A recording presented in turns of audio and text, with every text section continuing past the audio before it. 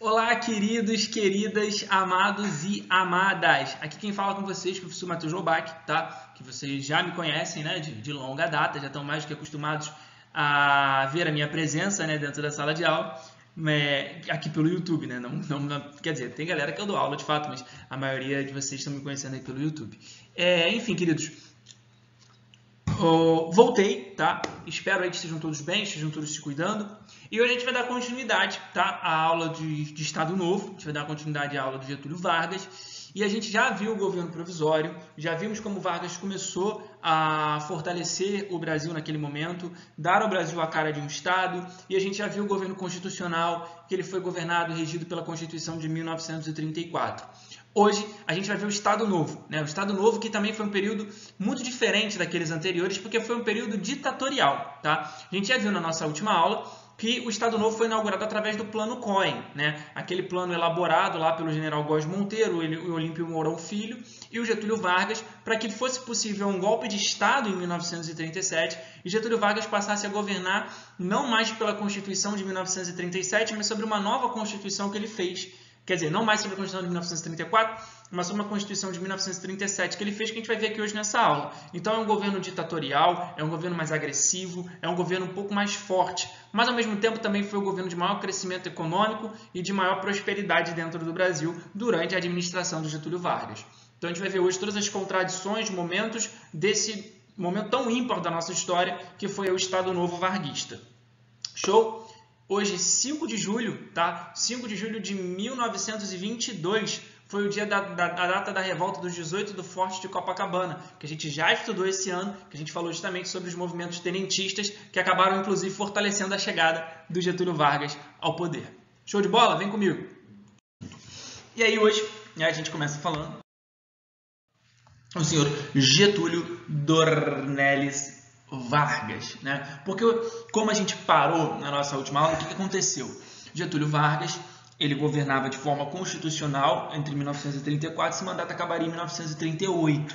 Mas em 1936 já havia, né, uma certa movimentação para que o Brasil se tornasse de novo, já havia uma movimentação para as eleições, né? Então, os candidatos que desejavam se tornar presidentes da República já começaram a se movimentar ainda em 1936 para que, de fato, tomassem, né, esse poder e aí, de fato, o Brasil se tornasse novamente uma república que tivesse suas regras democráticas sendo respeitadas.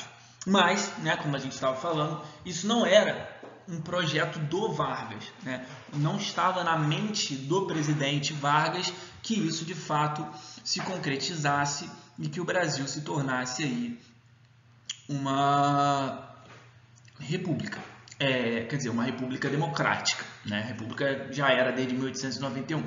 Mas como não havia esse plano por parte do Getúlio Vargas em si, ele, juntamente com o general Olímpio Mourão Filho e o general Góes Monteiro, articularam o Plano Cohen, que foi aquele plano inventado, aquele plano que, né, de fato nunca existiu, de que havia no Brasil uma ameaça liderada pelos setores comunistas para tomar o poder dentro do território nacional. E aí, em vista da ameaça pela qual a população passaria por isso, a solução para se evitar um golpe comunista seria dar a Getúlio Vargas plenos poderes enquanto governante do Estado do Brasil.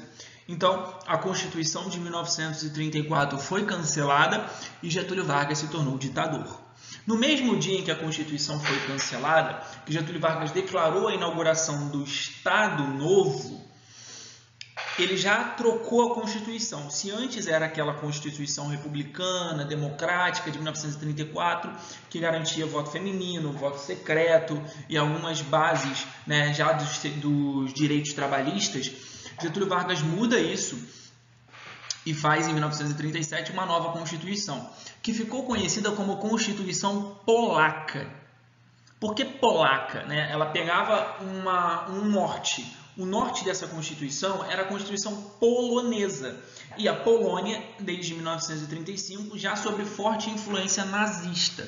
Então, a Constituição ela fica conhecida como polaca, Constituição polonesa, Porque ela pega os conceitos dessa Constituição lá dos poloneses.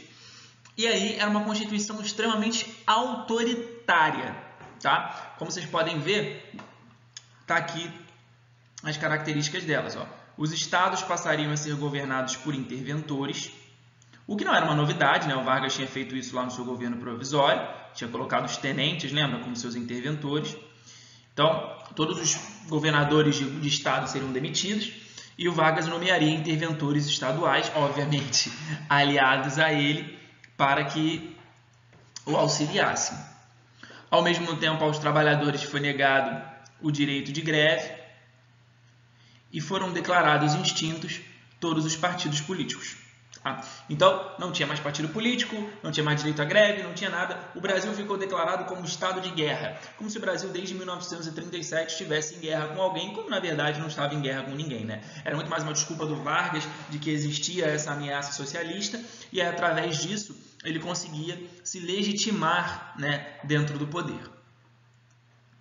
Houve uma supressão dos poderes legislativo e judiciário que ficaram concentrados no chefe do poder executivo. Então, se antes o Brasil tinha uma tripartição dos poderes, né, você tinha lá o poder executivo, o poder legislativo e o poder judiciário, todos separados entre si, agora Getúlio Vargas pega, né, esses três poderes e concentra na sua própria figura. Então, Vargas passou a ser aquele que executa as leis, aquele que faz as leis e aquele que julga as leis. Então, todos os três poderes passaram a ficar concentrados com ele, com o Getúlio Vargas. Então, é uma ditadura, né? Visto que não há nenhum tipo de liberdade individual. Então, ó, tá até aqui o artigo 180 para vocês entenderem. Enquanto não se reunir o Parlamento Nacional, o Poder Legislativo, o Presidente da República terá o poder de expedir decretos-leis sobre todas as matérias da competência legislativa da União. Então, né, tudo aquilo que for da competência legislativa, quem decreta é o Vargas, visto que ele aí era o chefe supremo da nação. Então, a ideia, né, do Estado Novo era justamente inspirado naquele modelo fascista português, né, quando Antônio Salazar declarou Portugal uma ditadura, se tornou uma ditadura baseada no Estado Novo, esse era o nome, o Vargas se apropriou desse nome e trouxe para o Brasil esses conceitos ditatoriais. Então, a gente pode dizer, inclusive, que o Brasil passou por um período centralista e personalista, porque havia uma concentração de poderes na figura do Getúlio Vargas. Então, centralista, porque todas as decisões administrativas, políticas e econômicas do Brasil passaram a ser tomadas pelo Getúlio Vargas e tudo isso, obviamente, sempre numa valorização da imagem do próprio presidente. O interessante é que, por exemplo, a gente fala muito da Constituição Polaca de 1937, mas a real é que ela era um norte, tá, para o Getúlio Vargas. Ele seguia ela enquanto ali estavam os conceitos que ele utilizaria dentro do seu governo. Mas não havia aplicabilidade jurídica dela. Por quê? Olha no artigo 180. Essa Constituição entrará em vigor na sua data e será submetida ao plebiscito nacional, na forma regulada em decreto do presidente. Então, a própria Constituição previa que ela só entraria em vigor no dia que fizesse um plebiscito, que a população votasse por ela. Esse plebiscito nunca aconteceu. Então, é como se essa Constituição juridicamente não tivesse entrado em vigor, mas ela entrou em vigor através dos decretos-leis do Getúlio Vargas. Então, ele governava sozinho, junto com seus ministros, não tinha partido político, não tinha Congresso, não tinha Supremo Tribunal Federal, não tinha nada. Era Getúlio Vargas, seus ministros e seus interventores canetando. Ele ia canetando através de decretos-leis e decidindo o futuro da nação. Importante dizer que tudo isso que ele fazia era obviamente legitimado pela população, que legitimou o golpe do Estado Novo, dado lá em 1937 com o Plano Cohen, juntamente com o medo de uma ameaça comunista que de fato nunca existiu. E aí, obviamente, né, tem aí a foto do Getúlio Vargas carregando a sua aba. Getúlio Vargas, para quem tiver interesse, depois coloca assim no Google, fotos de Getúlio Vargas. O acervo de presidente do Getúlio Vargas é o melhor acervo que a gente tem de todos os presidentes. Eu acho que chega perto do Collor, porque o Collor tinha umas fotos divertidas, né? Mas o Getúlio Vargas tem as melhores fotos da história da presidência da República. É o cara com charuto, o cara com arma, é o caos do caramba. Mas enfim, então a gente diz, né, que durante o governo do Getúlio Vargas, o que houve foi um aumento da repressão política. Por quê? Primeiro que houve uma anulação do federalismo, então aquela ideia de que todos os estados são independentes e eles existem para que se respeite a Constituição acabou. Não existe mais independência estadual, é o Getúlio Vargas que decreta como que os estados funcionam e como que os estados vão funcionar. Ao mesmo tempo, houve uma centralização política em torno da sua figura e uma perseguição aos dois, tá? Tanto ao integralismo quanto ao comunismo. Aí tu me pergunta, pô, professor, mas o Vargas ele não era bem próximo dos partidos fascistas europeus? Por que ele perseguiu os fascistas dentro do Brasil? Porque esses próprios fascistas tentaram dar um golpe no Vargas em 1938, na intentona integralista. E aí, por isso, né, Getúlio Vargas, em 1938, quando eles tentaram dar esse golpe, lá o Juarez Távora, o Vargas prendeu e declarou ilegal o integralismo dentro do Brasil. Então, ele começou a perseguir qualquer um que, de fato, se opusesse ao seu governo. E isso, né, também tem um fator, que é a pressão do capitalismo dos Estados Unidos, né? A pressão do capitalismo dos Estados Unidos, ou dos Estados Unidos, tanto faz.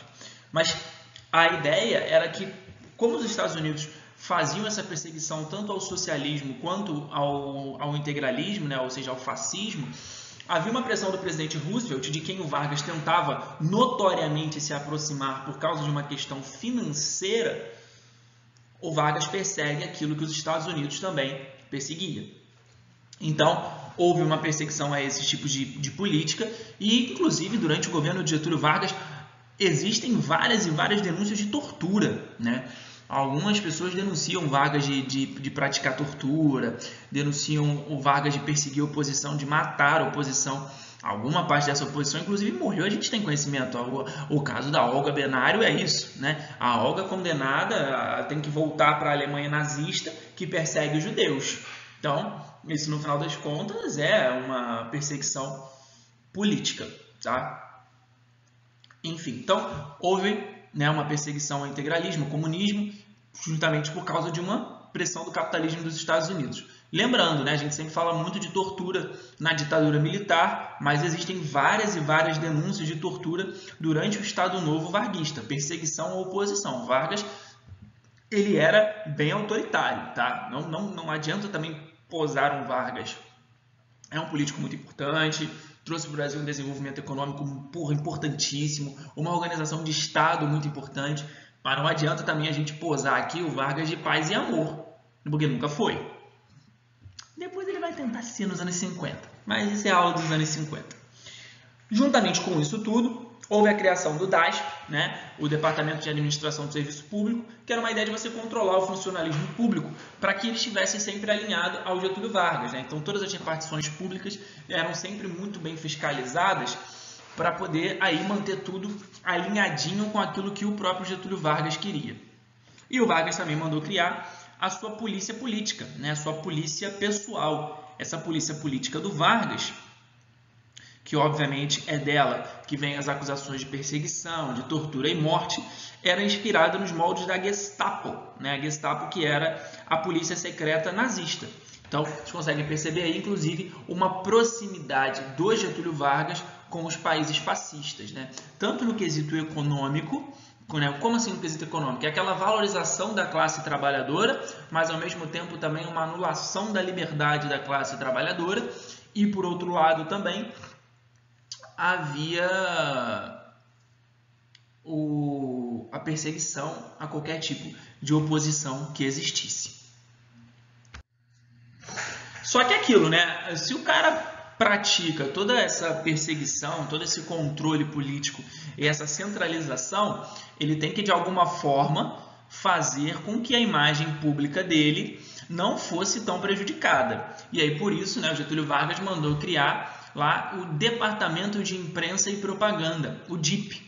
O DIP, na época, ele era um sucessor do DOP, que era um Departamento Oficial de Propaganda, que existiu durante o governo provisório, e o DPDC, o Departamento de Propaganda e Divisão Cultural, que existiu durante o governo constitucional, que inclusive haviam sido responsáveis pela criação de um programa de rádio muito famoso, que existe até hoje, que era a Hora do Brasil.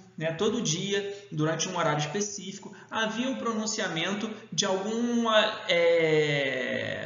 liderança oficial do governo. Fosse o Vargas, fosse o Góes Monteiro, qualquer um deles se pronunciava no rádio todo dia para dizer alguma coisa, para trazer as notícias daquilo que tinha acontecido dentro do Brasil. Esse programa existe até hoje, tá, dentro do rádio, mas ele sofreu reformulações, não se chama mais Hora do Brasil, e sim Voz do Brasil. E ali você tem todas as notícias, né, de tudo o que aconteceu no dia do país.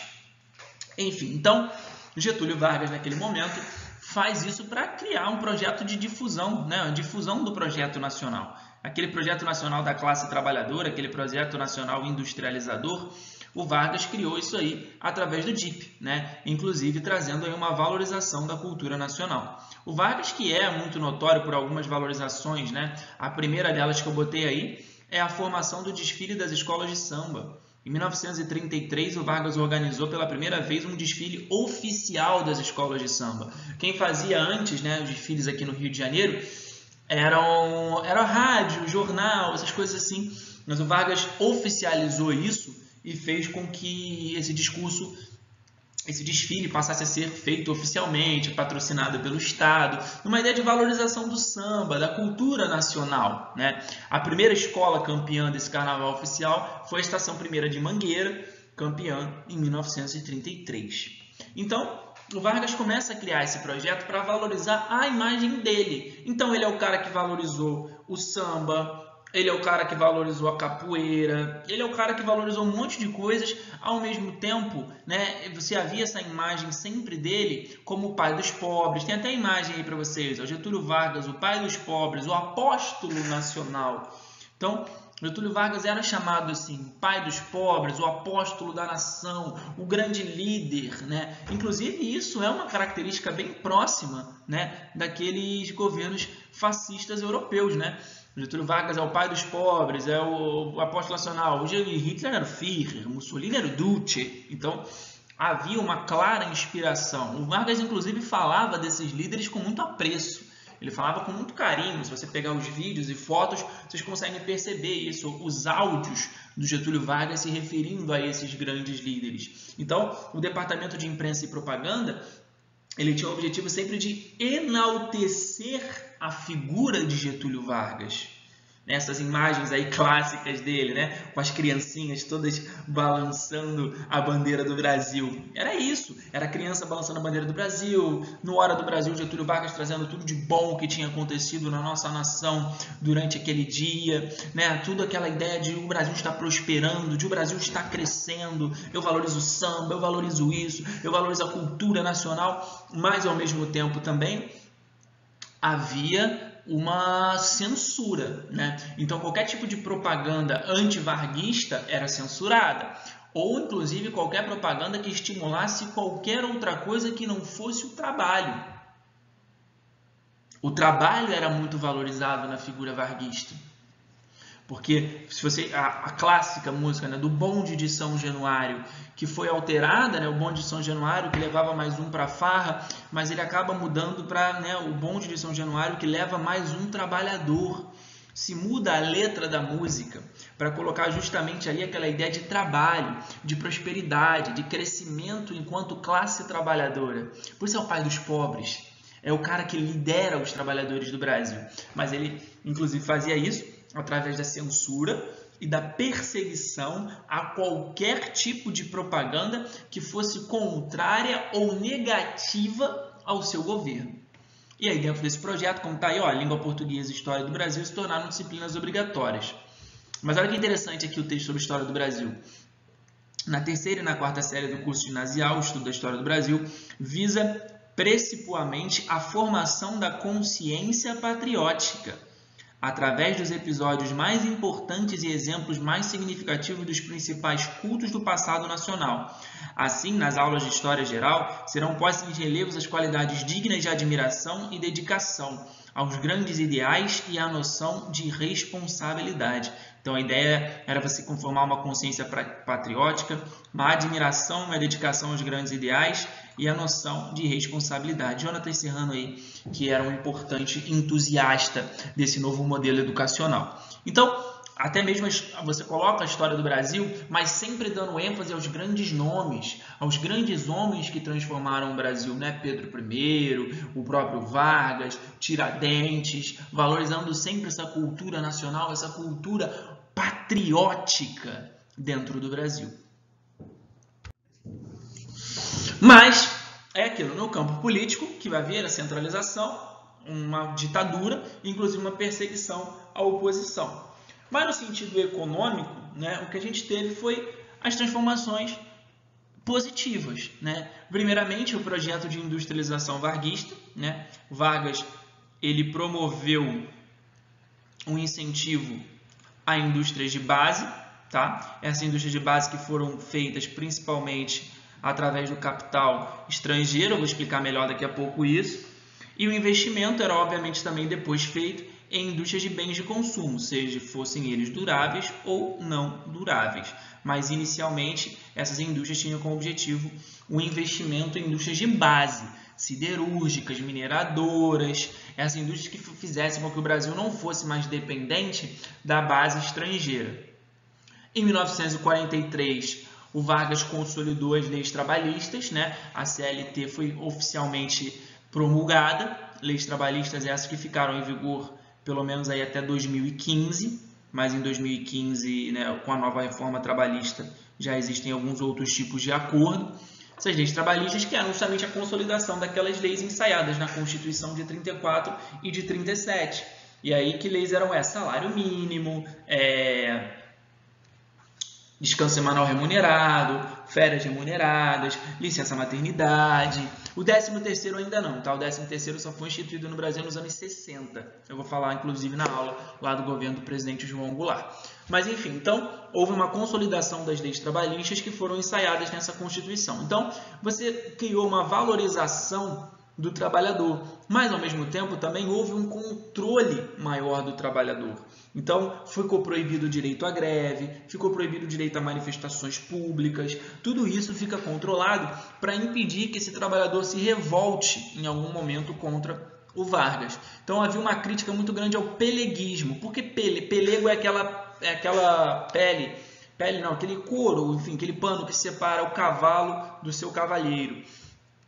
A ideia é que aquilo ali amortece, né? Então, os pelegos, né, os peleguistas, eram justamente os líderes dos sindicatos. Por quê? Porque o Vargas ele criou, dentro dessa CLT, uma parada que não existe mais também, mas ainda existia há pouco tempo, vocês devem se lembrar, que era o imposto sindical obrigatório. Então, todo trabalhador era obrigado a ser sindicalizado e obrigado a pagar um imposto para o seu sindicato. Esse imposto sustentava os sindicatos. A ideia desse imposto Vargas não era de ajudar os sindicatos, era para justamente controlar os sindicatos, fazer com que o Estado fosse um amigo desses sindicatos e justamente aumentar o controle sobre a classe trabalhadora. Então, esses pelegos, esses donos de sindicatos, eram normalmente pessoas ligadas ao Vargas, ligados à política varguista. E aí, por isso, eram muito criticados. Então, ao mesmo tempo que o Vargas deu as leis trabalhistas, por outro lado, também ele aumentou o controle sobre esses trabalhadores, tirando boa parte da sua liberdade.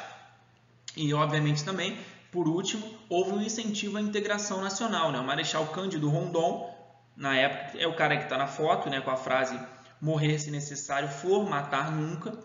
O Marechal Cândido Rondon, ele retornou ao SPI, né, o Serviço de Proteção ao Índio. Então, o Getúlio Vargas deu de novo ao Marechal Rondon, que já tinha tido essa atribuição, né, na República Oligárquica, que inclusive era uma pessoa muito notória pela sua ligação aos nativos, a promover essa integração nacional do Brasil com os seus povos originários. E aí, por isso, o Marechal Rondon tinha como obrigação, na verdade, inserir, né, os nativos dentro da lógica nacional. Então, era basicamente garantir o direito à terra dos indígenas e inserir esses indígenas dentro da nossa sociedade. É, inclusive, até uma parada curiosa, né? Porque é como se o Vargas pensasse que esses indígenas não são parte da sociedade e vão se tornar parte através da ação do Marechal Cândido Rondon. E aí, dentro desse projeto ainda de integração nacional, Getúlio Vargas ele criou, através de questões econômicas estratégicas, e também por causa de possibilidades de guerra, 6 novas unidades federativas. Está aqui, ó, Roraima, que existe até hoje, né? Rondônia, que existe até hoje, que na época recebeu esse nome depois, né? O nome inicialmente não era esse, mas recebeu esse nome em homenagem ao Marechal Cândido Rondon e a sua ligação e proteção aos nativos. O Amapá, também existe até hoje. Ponta Porã, que é parte hoje do Mato Grosso do Sul. Iguaçu, que é parte do Paraná. E Fernando de Noronha se tornou pela primeira vez aí também uma unidade da federação. A ideia de Fernando de Noronha aí já está muito mais ligada a uma defesa militar, né? Uma defesa contra invasões que o Brasil pudesse sofrer. Então, Roraima, Rondônia, Amapá, Ponta Porã, Iguaçu e Fernando de Noronha foram os 6 estados criados durante o Estado Novo.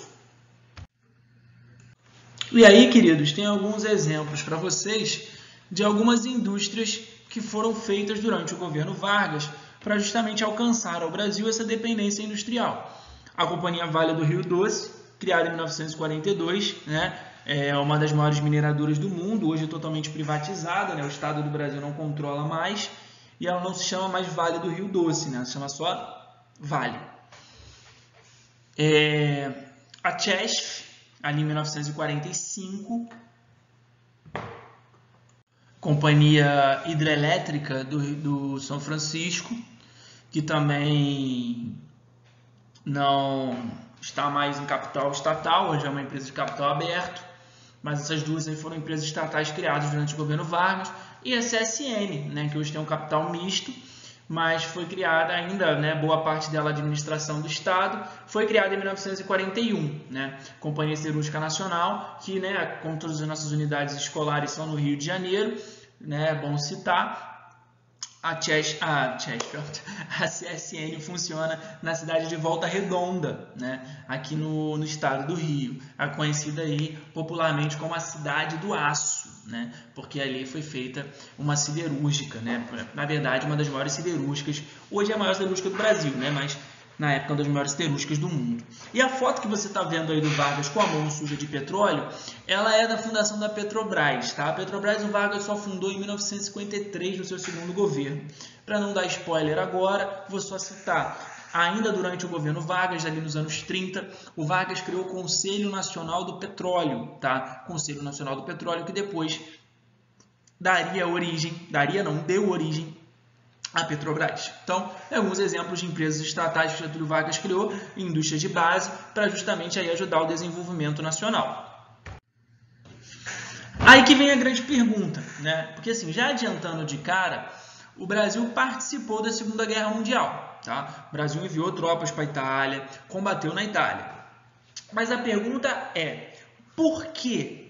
Por que o Brasil, ao entrar na guerra, entrou do lado dos Estados Unidos? Porque se você olhar e analisar com calma, o Vargas está muito mais próximo politicamente da Alemanha, está muito mais próximo politicamente da Itália. Então ele está muito próximo do Hitler, do Mussolini, do eixo.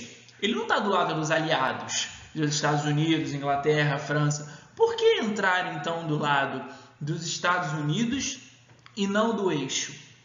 É simples. A política da boa vizinhança. Desde 1936, o presidente dos Estados Unidos, o Roosevelt, numa ideia de reforçar o imperialismo norte-americano, ele começou a desenvolver a sua política da boa vizinhança.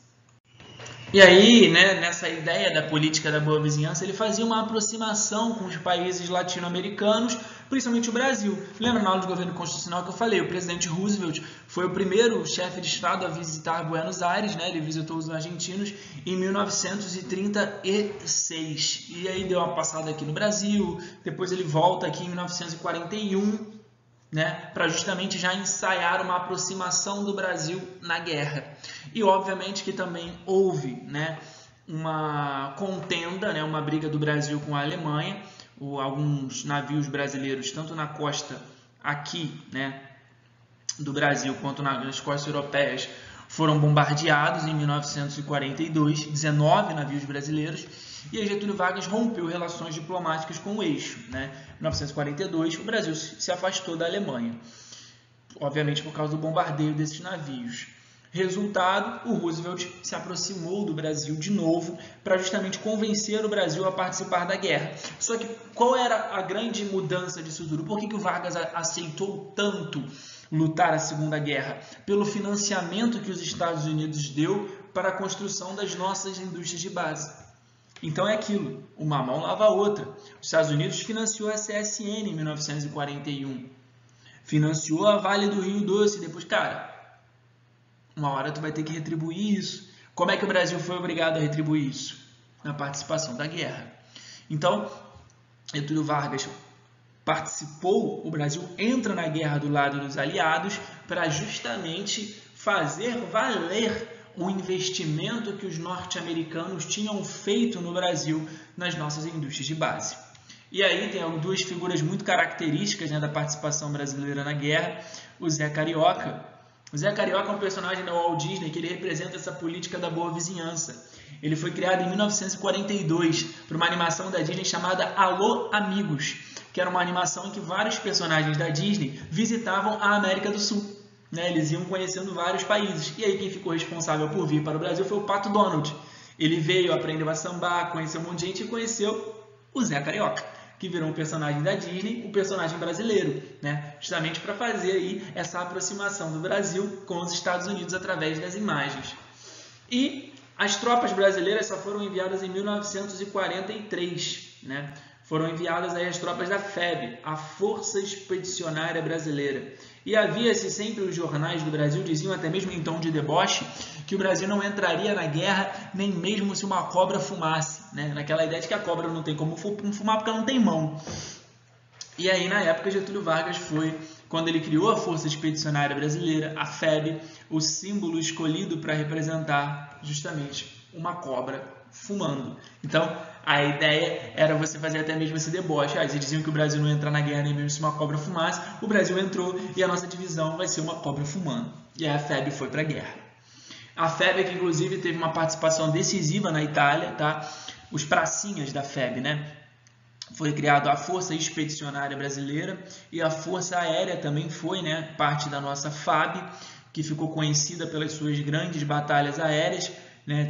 Até se criou aquela expressão, o senta-pua, né? Que era de você jogar os explosivos ao mesmo tempo que havia aí a questão da Força Expedicionária Brasileira em relação à cobra, né? Tem até uns documentários muito interessantes sobre a participação do Brasil na guerra. O mais interessante é a cobra fumou na Itália, né? Então, inclusive virou uma expressão, né? Sempre a galera fala que alguma coisa séria vai acontecer, tipo assim, ih, a cobra vai fumar, naquela ideia de que, né, a FEB tá ali. Mas, embora o Brasil tenha tido grandes batalhas e vitórias muito interessantes na Itália, como essas três que estão escritas aí, Batalha de Montese, Turim e Monte Castelo, a mais famosa de todas, a Batalha de Monte Castelo. Se um dia você for a Monte Castelo, você vai perceber que lá tem túmulos de soldados brasileiros, tem homenagens aos soldados brasileiros. As partes da Itália que vivenciaram o conflito do lado do Brasil tratam com heroísmo os nossos soldados. E eu não estou brincando, eu estou falando sério. Os soldados brasileiros na Itália são muito respeitados. E são respeitados porque o Brasil teve uma participação decisiva, uma participação heróica.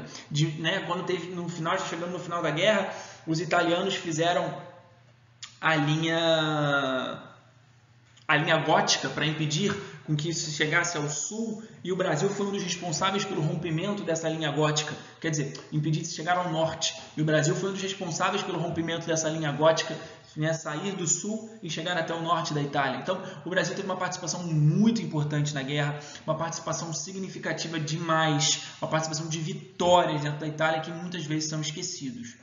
Aí tem para vocês algumas imagens, que é para deixar bem claro que o Brasil é Brasil em qualquer lugar do mundo, né? A gente chega na guerra e o vagabundo quer gastar onda como se estivesse na Lapa sexta-feira à noite.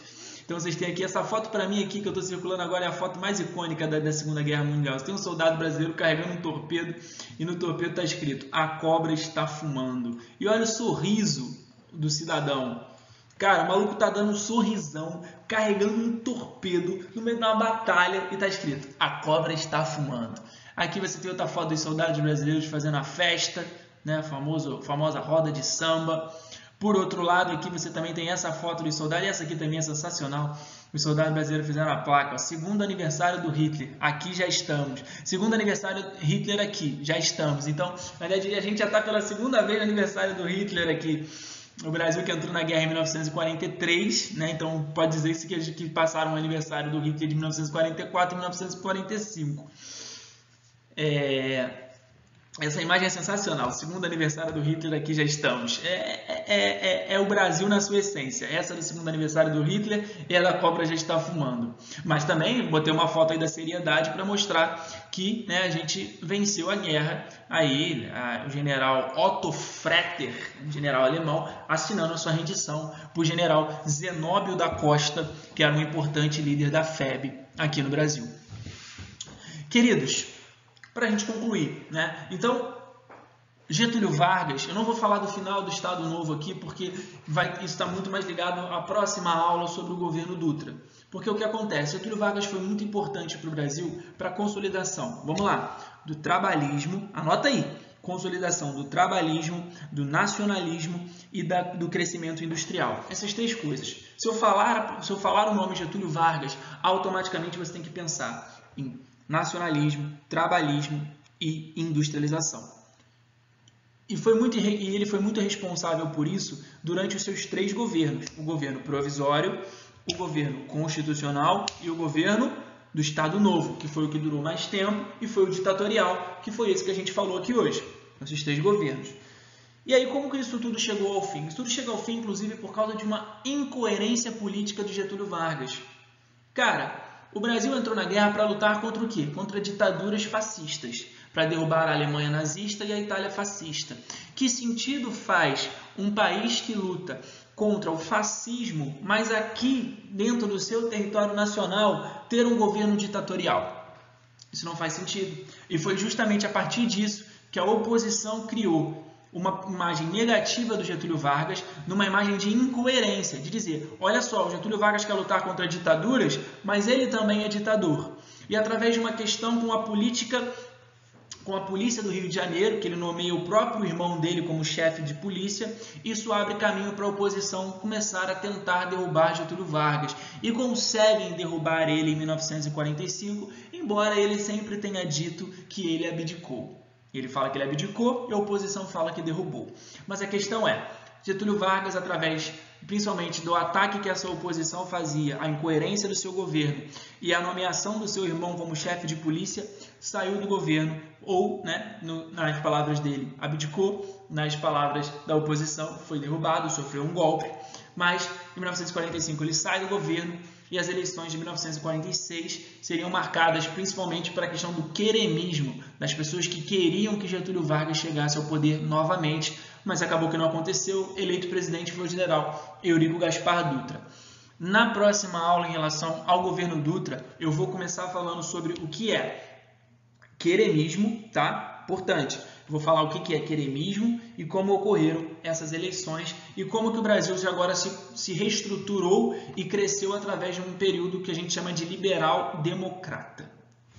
Show? Espero ter ajudado vocês aí, que essa aula tenha sido, de certa forma, elucidante. E lembre-se, Getúlio Vargas é talvez a figura política mais importante do Brasil, tanto pela inauguração do Estado, formação de consciência nacional, formação de um Estado que de fato funcione politicamente, ministérios, polícia, justiça eleitoral, justiça de tudo, e crescimento industrial, e nacionalismo, e leis trabalhistas, mas também tem as suas incoerências, tem a ditadura, tem a perseguição, tem a repressão.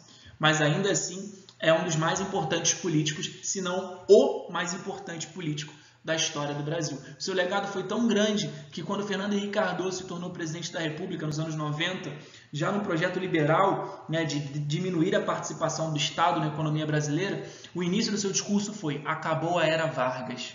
Então, se teve uma noção de continuidade de projeto político varguista por mais de 50 anos. Show? Então, a gente se vê na nossa próxima aula aí. Beijo. Se cuidem.